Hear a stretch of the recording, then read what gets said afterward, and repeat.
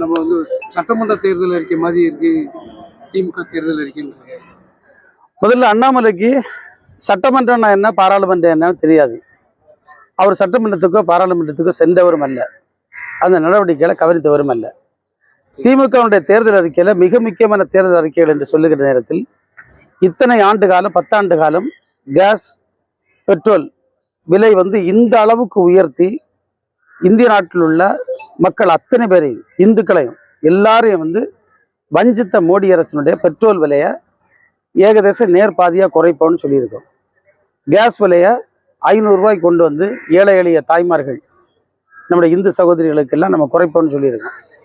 அதே போன்று இன்றைக்கு இந்த வழிப்பறி போன்று செய்யப்படுகின்ற இந்த டோல், எங்கே பார்த்தாலும் டோல் அவ்வளவு அமௌண்ட்டு, அதை அப்படியே ரத்து செய்யும். இதெல்லாம் யாருக்கு? சென்ட்ரல் பரவியில் வருதா, ஸ்டேட் பரவியில் வருதா?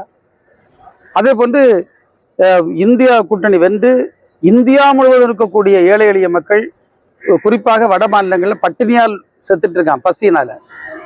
அந்த சாவை குறைக்க வேண்டும் என்பதற்காக எல்லோருக்கும் தமிழ்நாட்டில் இருப்பது போன்று அந்த உரிமை தொகை மகளிருக்கு வழங்கப்படும். இந்த அற்புதமான திட்டங்கள் எல்லாமே ஒரு ஒரு பாராளுமன்ற தேர்தலுக்கான வாக்குறுதியா இல்லை மாநிலத்திற்கான வாக்குறுதியா என்பது கூட தெரியாமல் ஒருவர் கட்சி நடத்துகிறாரா, இல்லை ரொட்டீனா எப்போதுமே அவர்கள் பேசுவது போன்று பொய்யை புழுகி விட்டு கொண்டிருக்கிறார்களா என்பதுதான் எங்களுடைய கேள்வி.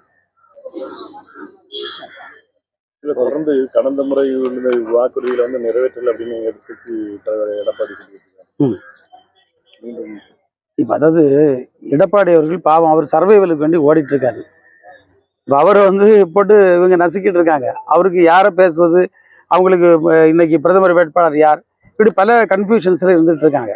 நீங்க எடப்பாடி அரசு 10 ஆண்டு காலத்தில் எவ்வளவு அவங்க ஒரு தவறுகளை இழுத்தார்கள், எப்படி ஒரு தோற்றுப்போன அரசாக அது இருந்தது. இன்றைக்கு திமுக அரசு எந்த அளவுக்கு மக்கள் மத்தியில் பலமாக ஊடுருவி மக்களுடைய பேராதரவை பெற்றிருக்குன்னு தெரியும். தேர்தல் வாக்குறுதி, சட்டமன்ற தேர்தலுக்கு அளித்த வாக்குறுதிகளில் நம்முடைய மாண்பு முதல்வர் அவர்கள் திரும்ப திரும்ப கூறி வருகின்றார்கள். 75% மேற்பட்ட பணிகள் நாங்கள் செய்துவிட்டோம், எஞ்சி இருக்கக்கூடிய பணிகள் நடைபெற்று கொண்டிருக்கிறது, இன்னும் 2.5 ஆண்டு காலம் இருக்கிறது, நடக்கும்னு சொல்லியிருக்காரு. திமுக பொறுத்தவரையில் தேர்தல் வாக்குறுதிகளில் எந்த குறைபாடும் வைக்கல. தேர்தல் வாக்குறுதியிலே இல்லாத பல்வேறு விஷயங்கள் நம்ம செய்திருக்கோம். ஒரு உதாரணமாக புதுமை பெண் திட்டம், இன்றைக்கு ஆண்களுக்கு கூட மாணவர்களுக்கு கொடுக்கக்கூடிய திட்டம், காலை மதிய உணவு திட்டம், இப்படி பல திட்டங்கள் இருக்கு. அதில் திமுக மக்கள் நல்வாழ்வுக்கான திட்டங்களை பற்றி எங்களுக்கு யாரும் கற்றுத்தர வேண்டிய அவசியம் இல்லை. எது மக்களுக்கு எந்த நேரத்தில் தேவை என்பதை உணர்ந்து செய்கின்ற முதல்வர் இருக்கின்றார்கள். அதற்கு மாதிரி நாங்கள் செய்வோம். தமிழ்நாட்டில் வெற்றி வாய்ப்பு தமிழ்நாடு வெற்றி வாய்ப்பு இன்னைக்கு கேட்கவே வேண்டாம். இன்னைக்கு கட்சிகள் வேட்பாளர் போடுக்கு தடுமாறிட்டு இருக்கக்கூடிய நேரத்தில் திமுக வெற்றி வேட்பாளர்கள் அறிவித்து ஒரு வெற்றி கூட்டணியை அமைத்து இன்றைக்கு தலைவர் அவர்கள் தன்னுடைய பிரச்சாரத்தை ஆரம்பிக்க இருக்கின்றார்கள் வெகு விரைவில்.